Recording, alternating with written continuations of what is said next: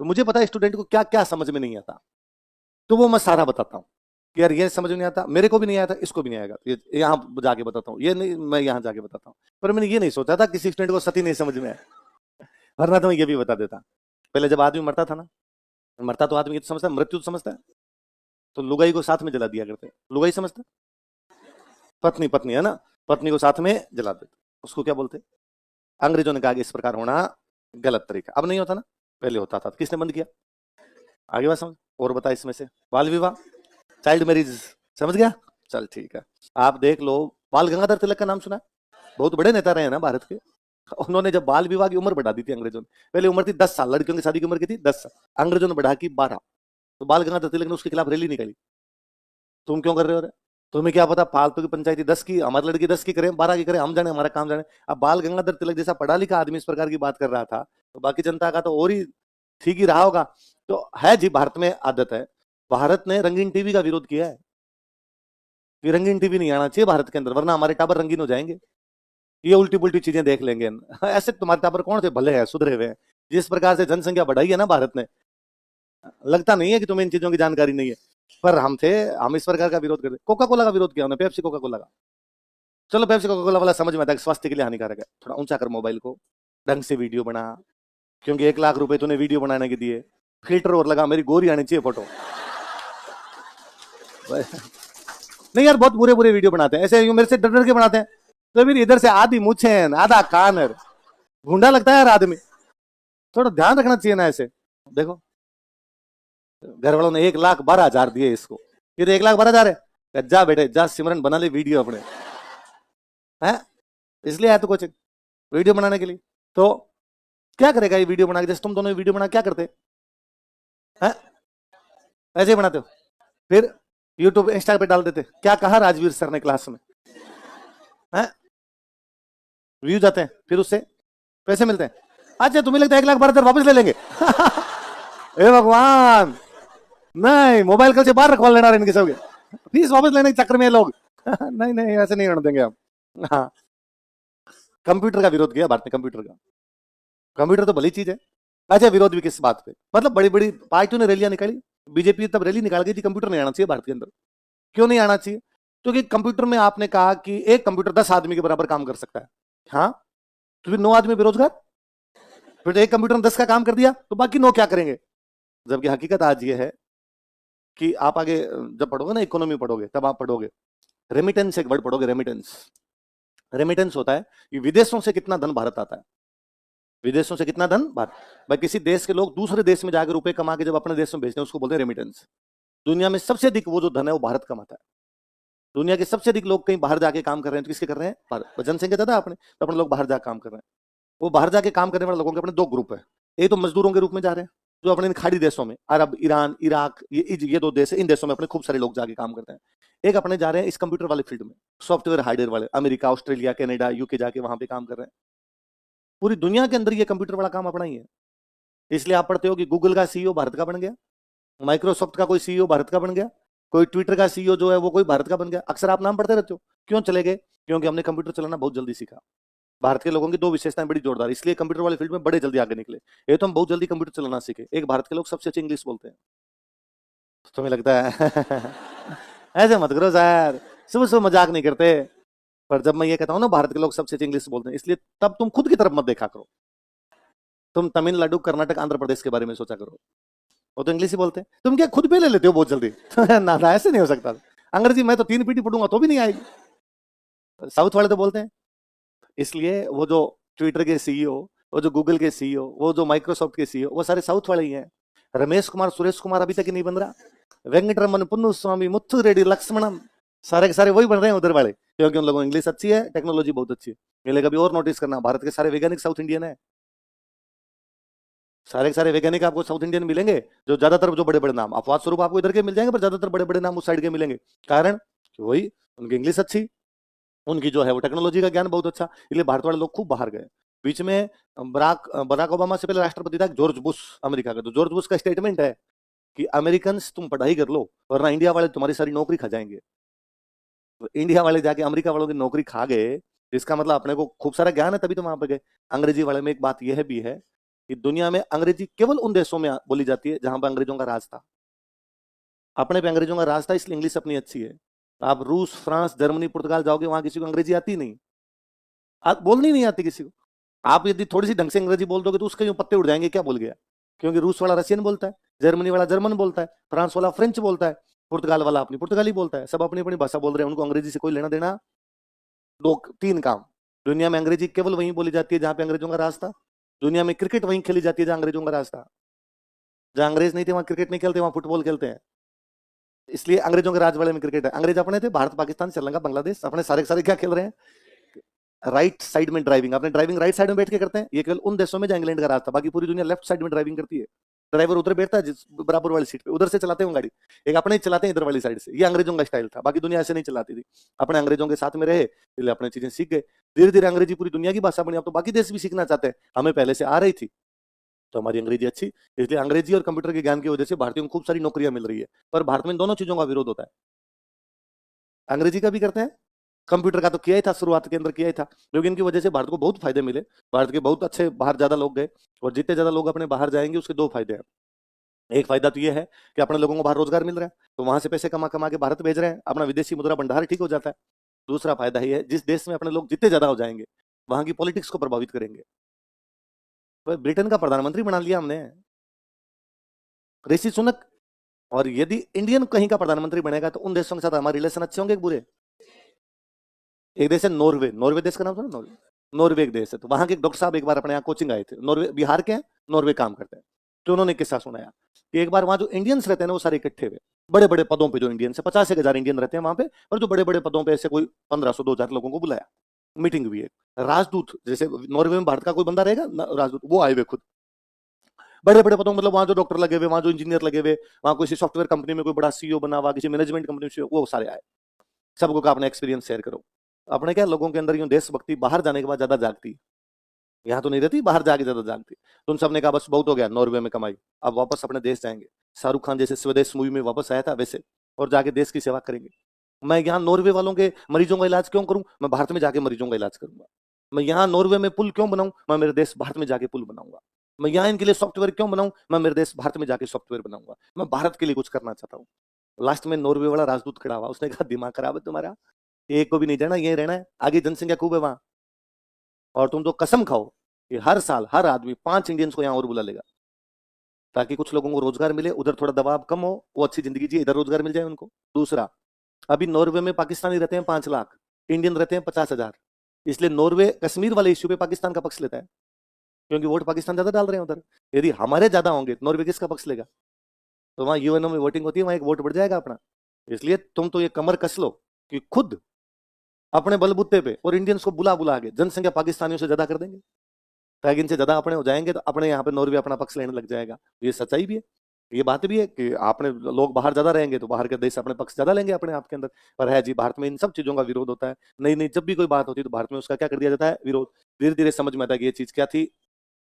आज अपने को लगता ही नहीं कि कंप्यूटर खराब है, आज अपने को लगता ही नहीं कि रंगीन टीवी खराब है, सब चल रहा है सभी जी एकदम। पर जब जो थे उन्होंने इन चीजों का भी विरोध कर लिया था। तो वैसे वैसे हमारी जो सती प्रथा पर रोक लगाई गई तो हमने उनका क्या कर दिया, विरोध। या हमें वो पसंद नहीं है तो हमने अंग्रेजों का क्या कर दिया, विरोध। दूसरा, अंग्रेज कौन से धर्म के लोग थे, भारत में बेसिकली 2 धर्म थे, हिंदू और मुसलमान। ये अंग्रेज या यूरोप के जितने भी लोग दुनिया के किसी भी देश के अंदर गए तो इनका एक सिद्धांत था कि अपने को उस दुनिया के दूसरे देश में जाके करना क्या है।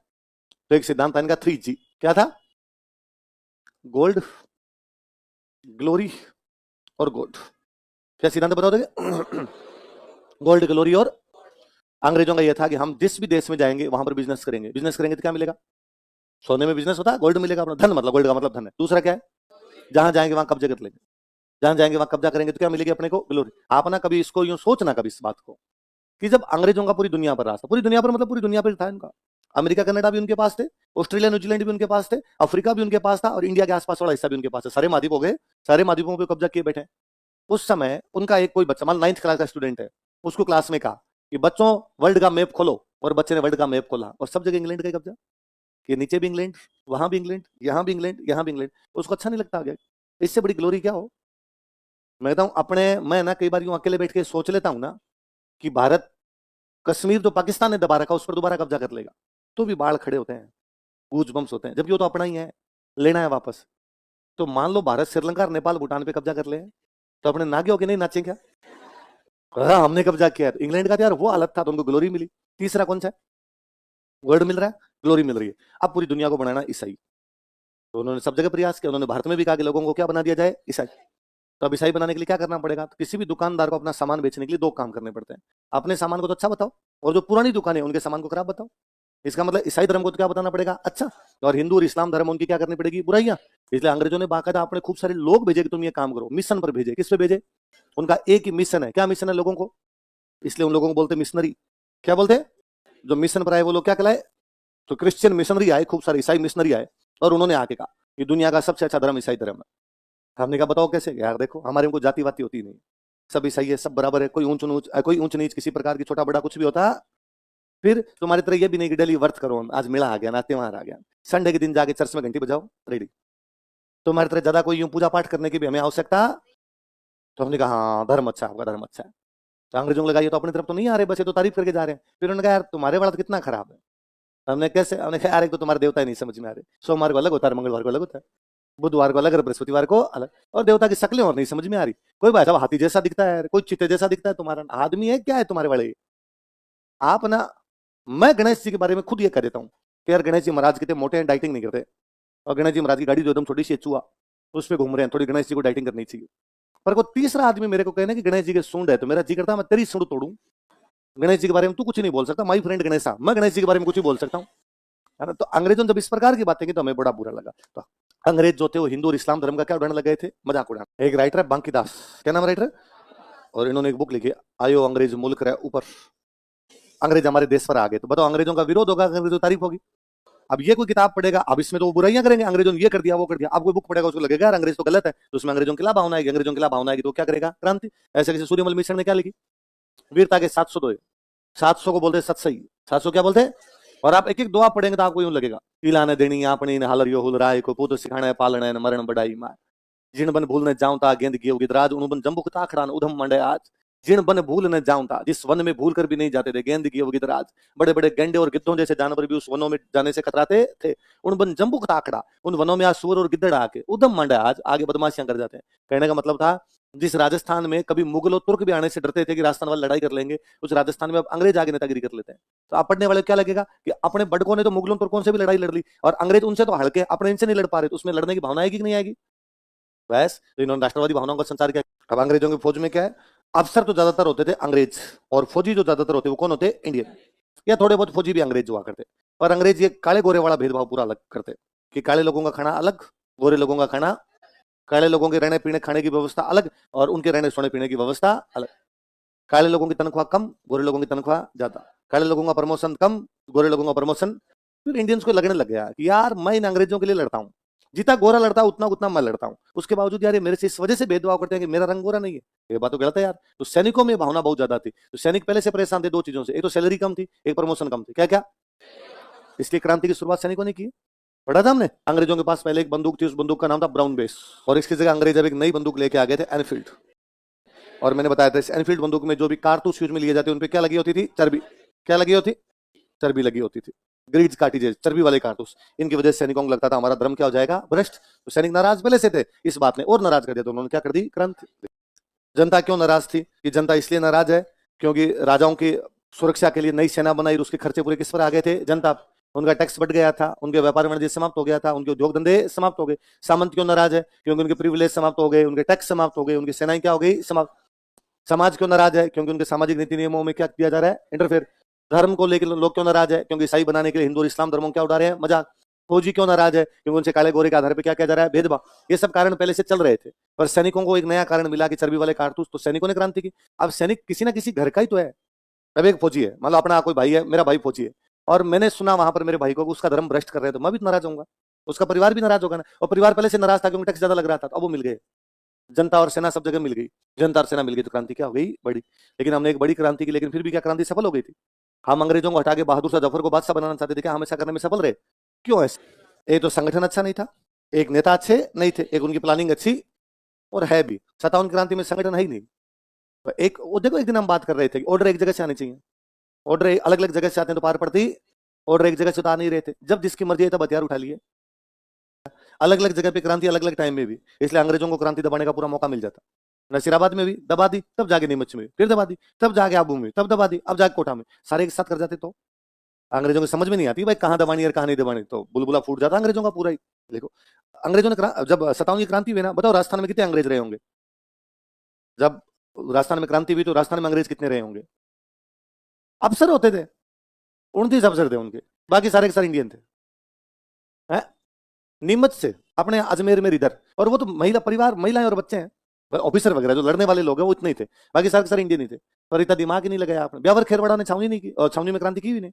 उन्होंने अंग्रेजों का एकदम वफादार है भाई साहब, लोग सौगन खाते हैं अभी तुम्हारे प्रति। आप ये कह सकते हो शायद तात्या टोपे तो राजस्थान आया था, आपने वालों तो तात्या टोपे को भी सपोर्ट है पूरा है क्या? आपने वालों तात्या टोपे को सपोर्ट, इसलिए तात्या टोपे राजस्थान में नहीं पकड़ा गया। और तात्या टोपे राजस्थान में तब आया जब पूरे भारत में क्रांति समाप्त हो गई। अब भाई साहब तात्या टोपे क्रांति नहीं कर रहा था, जान बचा रहा था, इधर उधर घूम रहा है। और हमारे पे तो ये मानिए कि तात्या टोपे को राजस्थान में नहीं पकड़ने दिया, 600 आदमी लेके घूम रहा है, कहीं पकड़ लेता कोई। और अपने वालों ने पास दिया कि निकल यार, तू यहाँ से निकल, हमारे पे नहीं आना चाहिए कलंक, तू यहाँ से निकल, आगे जा तुम्हारे। तो अपने वालों ने कम से कम नहीं पकड़ दिया। तात्या टोपे पहले आ जाता, क्रांति की तो 57 में आ जाता, अगस्त में आया 58 में भी जाके, क्या पता बात ही दूसरी होता जाता। आप ये कह सकते हो चलो छोड़ो सर, बाहर वाले नहीं है, राजा होने की। जनता क्या कर रही थी आपकी? जनता क्रांति कर देती, जनता के अंदर से कोई नेतृत्व उभर के सामने आ जाता। पर जनता की क्रांति करने की क्षमताएं सीमित होती है। किसी ने आपके जैसे बंदे ने सोचा भी होगा कि मैं करूंगा क्रांति, पर अंग्रेजों ने क्या 57 में जब क्रांति हुई थी उसको बेहद क्रूरता से कुचला था। अंग्रेजों ने सरेआम फांसियां लगाई थी, पीपल के पेड़ पे टांग दिया था। तो किसी आप जैसे के दिमाग में मैं क्रांति करूंगा, बाहर निकला, बाहर निकलते बाहर पीपल वाले पेड़ पे 2 टंगे हुए थे। आपने कहा कंट्रोल उदय। एक बड़ा ये कारण था कि राजस्थान में अंग्रेजों का सबसे बड़ा अड्डा कौन सा? अजमेर। कौन सा था? उसमें अपने वालों ने कब्जा ही नहीं किया, वो खाली पड़ा था।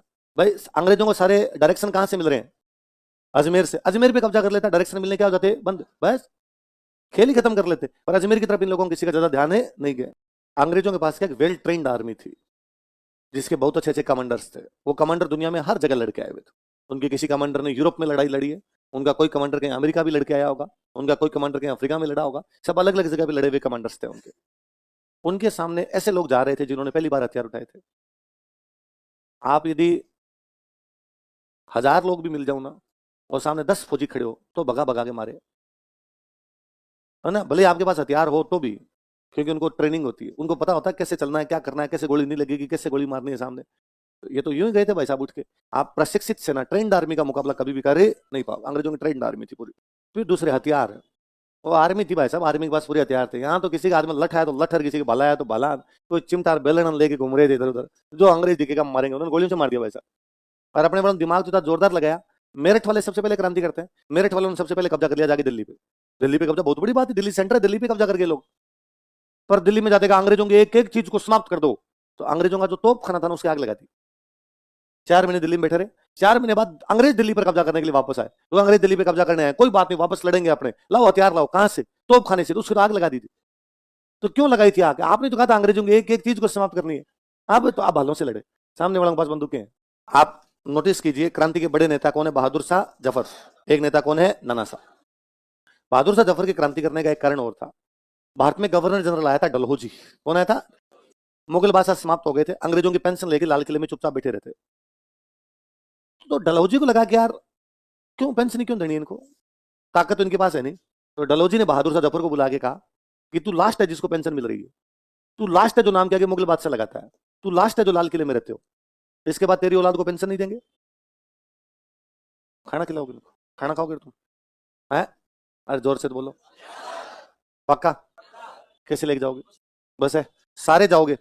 होता क्या देखो, मैं मेरी बात सुनो, जो नया बैच होता है ना उसमें सारे बच्चे जाते हैं शर्म करते हुए। बाद थोड़े दिनों बाद में तो भंडारे के अंदर आप नीचे बैठ बैठ के जिमोगे। तो सारे जाना, आज फाउंडेशन डे स्प्रिंग बोर्ड का है तो बताया क्या?